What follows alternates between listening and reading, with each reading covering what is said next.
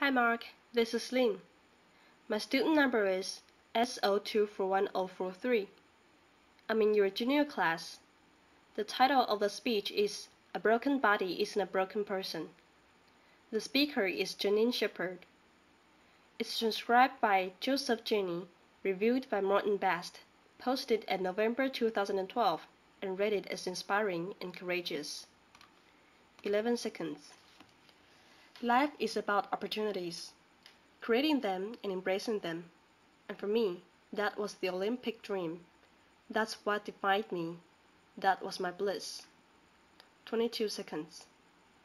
As a cross-country skier and member of the Australian ski team, headed towards the Winter Olympics, I was on a training bike ride with my fellow teammates. As we made our way up towards the spectacular Blue Mountains west of Sydney, it was the perfect autumn day. Sunshine, the smell of eucalypt, and a dream. Life was good. We'd been on our bikes for around 5.5 hours when we got to the part of the ride that I loved, and that was the hills, because I loved the hills. And I got up off the seat of my bike, and I started pumping my legs, and as I sucked in the cold mountain air, I could feel it burning my lungs, and I looked up to see the sun shining in my face.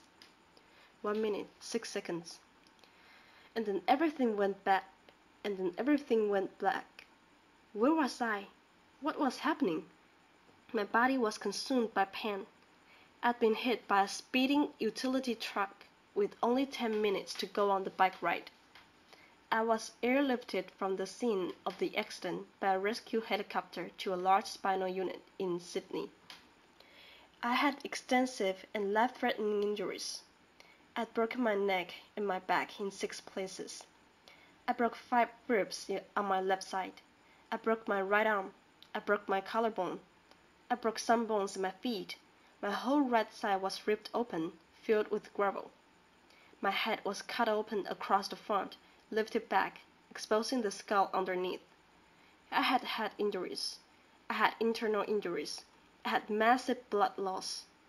In fact, I lost about 5 liters of blood, which is all someone my size would actually hold.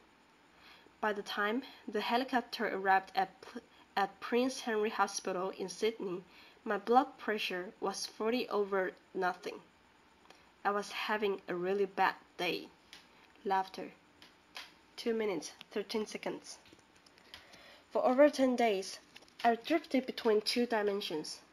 I had an awareness of being in my body, but also being out of my body somewhere else, watching from above as if it was happening to someone else. Why would I want to go back to a body that was so broken?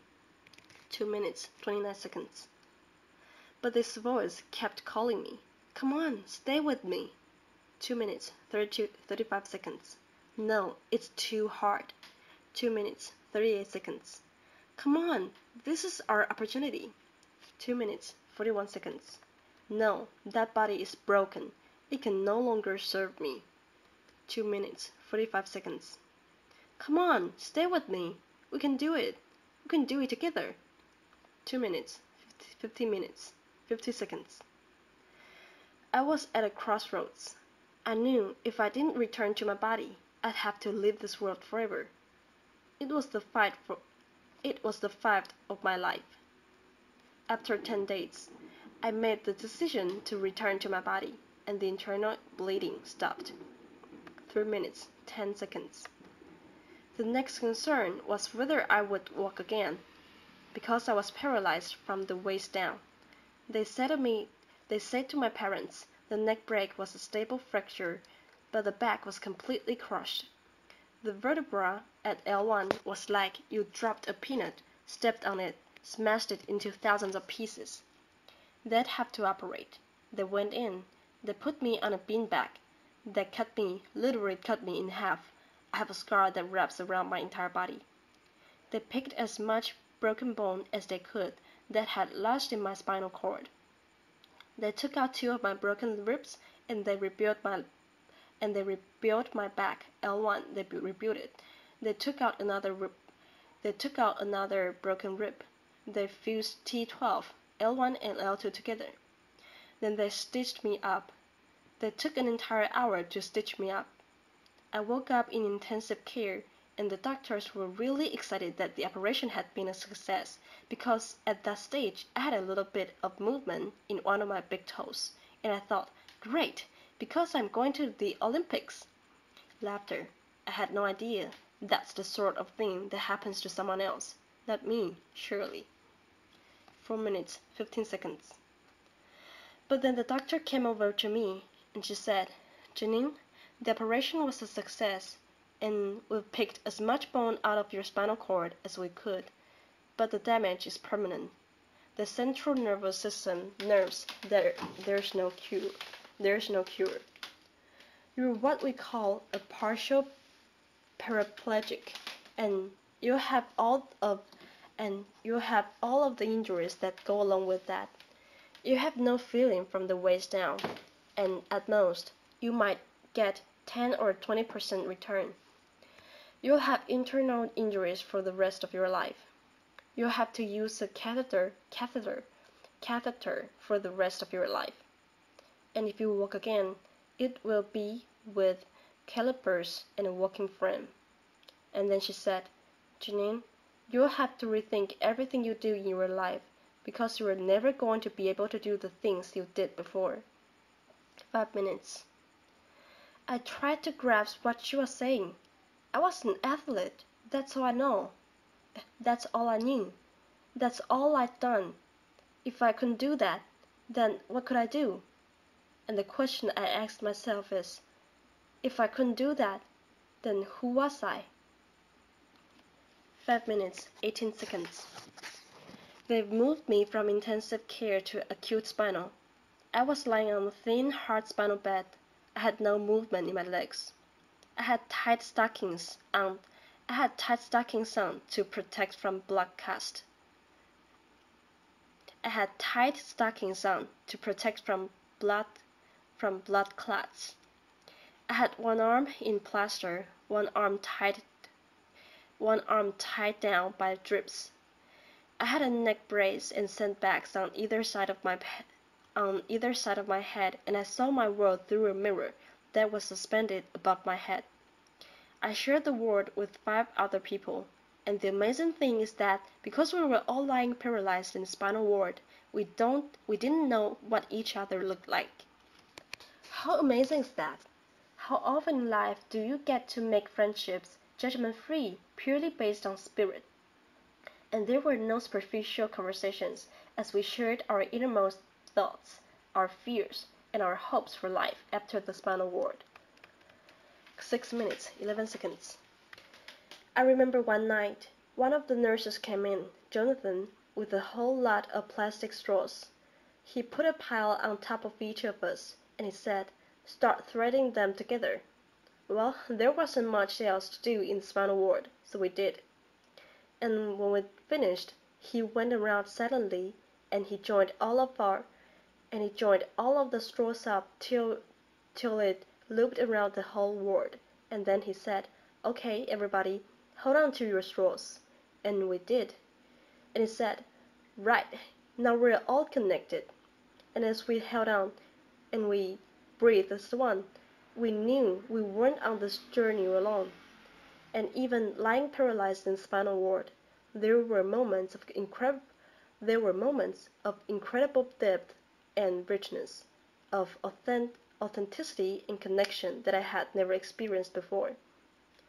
And each of us knew that when we left the spinal ward, we would never be the same.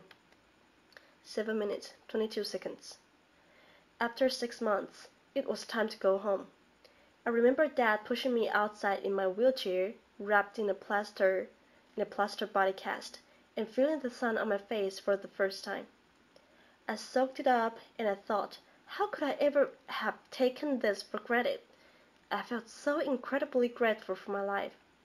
But before I left the hospital, the head nurse had said to me, Janine, I want you to be ready, because when you get home, something's gonna happen. And I said, what? And she said, you're going to get depressed. And I said, not me, not Janine the machine. which was my nickname. She said, "You are, because, see, it happens to everyone. In the spinal ward, that's normal. You're in a wheelchair, that's normal. But you're going to get home and realize how different life is." 8 minutes, 13 seconds. And I got home, and something happened. I realized Sister Sam was right. I did get depressed. I was in my wheelchair.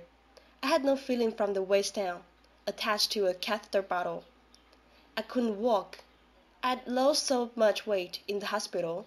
I now weighed about 80 pounds. And I wanted to give up. All I wanted to do was put my running shoes on and run out the door. I wanted my old life back. I wanted my body back. 8 minutes, 47 seconds. And I can remember Mom sitting at the end of my bed and saying, "I wonder if life will ever be good again." 8 minutes, 54 seconds. And I thought, how could it? Because I've lost everything that I valued, everything that I'd worked towards. Gone. And the question I asked was, why me? Why me? 9 minutes, 10 seconds. And then I remembered my friends that were still in the spinal ward, particularly Maria. Maria was in a car accident, and she woke up on her 16th birthday to the news that she was a complete quadriplegic, had no movement from the neck down, had damage to her vocal cords, and she couldn't talk. They told me, "We're going to move you next to her because we think it will be good for her." I was worried. I didn't know how I'd react to being next to her. I knew it would be challenging, but it was actually a blessing, because Maria always smiled. She was always happy, and even when she began to talk again, albeit difficult to understand, she never complained, not once. And I wondered, how had she ever found that level of acceptance? 10 minutes, 6 seconds. And I realized that this wasn't just my life, it was life itself. I realized that this wasn't just my pain, it was everybody's pain. And then I knew, just like before, that I had a choice. I could keep fighting this, or I could let go and accept not only my body, but the circumstances of my life. And then I stopped asking, why me? And I started to ask, why not me? And then I thought to myself, maybe being at rock bottom is actually the perfect place to start. 10 minutes, 51 seconds. I had never before thought of myself as a creative person. I was an athlete. My body was a machine. But now I was about to embark on the most creative project that any of us could ever do, that of rebuilding a life. And even though I had absolutely no idea what I was going to do, in that uncertainty came as a sense of freedom. I was no longer tied to a set path. I was free to explore life's infinite possibilities. And that realization was about to change my life. 11 minutes, 31 seconds. Sitting at home in my wheelchair and my plaster body cast, an airplane flew overhead, and I looked up, and I thought to myself, that's it. If I can't walk, then I might as well fly. I said, "Mom, I'm going to learn how to fly." She said, "That's nice, dear." Laughter. I said, "Pass me the yellow pages." She passed me the phone book. I rang up the flying school. I made a booking. Said, "I'd like to make a booking to come out for flight." They said, when do you want to come out?" I said, "Well, I have to get a friend to drive me out because I can't drive. Sort of can't walk either. Is that a problem?" I made a booking, and weeks later, my friends Christ and my mom drove me out to the airport, all 80 pounds of me, covered in a plaster body cast in a baggy pair of overalls. Laughter. I can tell you, I did not look like the ideal candidate to get a pilot's license. Laughter. I'm holding on to the counter because I can't stand. I said, "Hi, I'm here for a flying lesson." And they took one look and ran out the back to draw short straws. "You get her." "No, you take her." Finally, this guy comes out. He goes, "Hi, I'm Andrew, and I'm going to take you flying." I go, "Great." And so they drive me down, They get me out on the tarmac, and there was this red, white, and blue airplane. It was beautiful. They lifted me into the cockpit. They had to slide me up in the wing. They had to slide me up on the wing, put me in the cockpit. They set me down. There are buttons and dials everywhere. I'm going, wow, how do you ever know what all these buttons and dials do? Andrew, the instructor, got in the front, started the airplane up. He said, "Would you like to have a go at taxiing? That's when you use your feet to control the rudder pedals to control the airplane on the ground." I said, "No, I can't use my legs." He went, "Oh." I said, "But I can use my hands." And he said, "Okay." 13 minutes, 11 seconds. So we got over to the runway, and he applied the power. And as we took off down the runway, and the wheels lifted up off the tarmac, and we became airborne, I had the most incredible sense of freedom. And Andrew said to me, "As we got over the training area, you see that mountain over there?" And I said, "Yeah." And he said, "Well, you take the controls, and you fly towards that mountain." And as I looked up, I realized that he was pointing towards the blue mountains where the journey had begun. And I took the controls. I was flying. And I was a long, long way from that spinal ward, and I knew right then that I was going to be a pilot. Didn't know how on earth I'd ever pass the medical, but I'd worry about that later, because right now I had a dream. So I went home. I got a training diary out, and I had a plan. And I practiced my walking as much as I could, and I went from the point of two people holding me up to one person holding me up to the point where I could walk around the furniture as long as it wasn't too far apart. And then I made great progression to the point where I could walk around the house, holding onto the walls like this. And Mom said she was forever following me, wiping off my fingerprints. Laughter. But at least she always knew where I was. 14 minutes, 41 seconds. So while the doctors continued to operate and put my body back together again, I went on with my theory study. And then eventually, and amazingly, I passed my pilot's medical, and that was my green light to fly. And I spent every moment I could out at that flying school, way out of my comfort zone. All these young guys that wanted to be Qantas pilot, and little old hop along me. In first my plaster cast, and then my steel brace, my baggy overalls, my bag of medication and catheters, and my limp. And they used to look at me and think, "Oh, who is she kidding? She's never going to be able to do this." And sometimes I thought that too. But that didn't matter, because now there was something inside that burned that far outweighed my injuries. 15 minutes, 27 seconds. A little ghost kept me going along the way, and eventually I got my private pilot's license, and then I learned to navigate, and I flew my friends around Australia, and then I learned to fly an airplane with 2 engines, and I got my twin engine rating, and then I learned to fly in bad weather as well as fine weather, and got my instrument rating, and then I got my commercial pilot's license, and then I got my instructor rating, and then I found myself back at that same school where I'd gone for that very first flight, teaching other people how to fly, just under 18 months after I left the spinal ward. Applause. 16 minutes, 19 seconds. And then I thought, why stop there? Why not learn to fly upside down? And I did.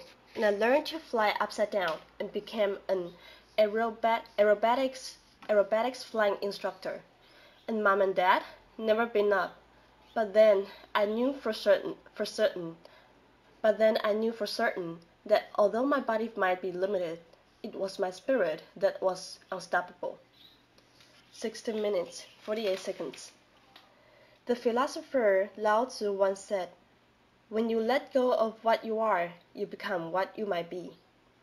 I now know that it wasn't until I let go of who I thought I was that I was able to create a completely new life. It wasn't until I let go of the life I thought I should have that I was able to embrace the life that was waiting for me. I now know that my real strength never came from my body, and although my physical capabilities have changed dramatically, who I am is unchanged. The pilot light, the pilot light inside of me was still a light, just as it is in each and every one of us. 17 minutes, 40 seconds. I know that I'm not body. I know that I'm not my body, and I also know that you are not yours.